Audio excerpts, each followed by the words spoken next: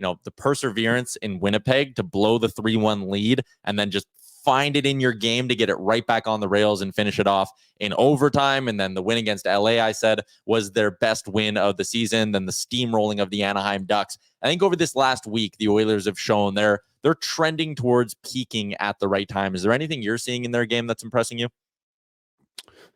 Good question. I think you nailed it with the LA game, though. I remember sitting back maybe after the second, and I think I wrote a note in my notepad that this was one of the most complete games of the year in terms of the way they played, the pace of play, the opponent that they're playing, and knowing that you have to make adjustments in game. Maybe that's one thing I've seen a lot of is, depending on the opponent, you can really tell by now, game 70 something, what teams bring in terms of their systems. And I understand modern day hockey isn't that much different, but by this point in the season, you can tell that Winnipeg plays a lot different than LA. And I think the in-game adjustments have been great in terms of guys recognizing, like Louis built a whole pack. And then I talked about the whole next, basically first block on Hockey Central the next day about beating this LA Kings 1-3-1.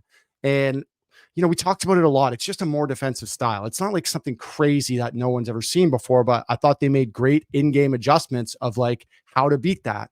You watch bad teams or mid-tier teams that they won't figure that out the whole night, and LA will just own them through the neutral zone the whole night.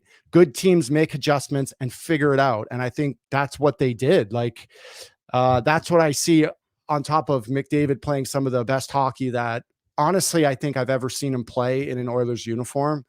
From where you guys know, but from where we started here to basically call it pre and post Knobloch. Like I broke down those numbers too and did his splits from, I think it was November 12th or 19th.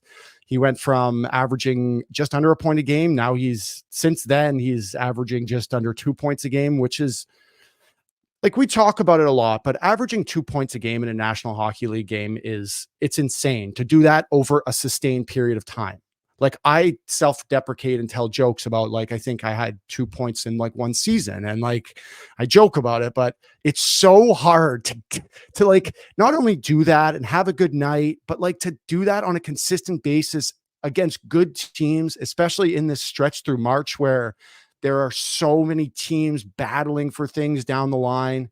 And that's what I'll say. I'll nail it down into two things: is in-game adjustments and battle level. Like, outside of, what I thought they deserved better in Ottawa, but Toronto was one where I was thoroughly disappointed with them. Like, I was working that night too, and it was just them, the Leaf guys going after their top players. And I just thought they had no response, but wash that game aside, their battle level and adjustments have been great. What's up, Nation citizens? If you like that video, then you need to be subscribed to the Oilers Nation YouTube. Podcasts, live shows, exclusive interviews, and analysis. Everything you need from your favorite voices at Oilers Nation. And you don't want to miss any of it, so hammer that subscribe button.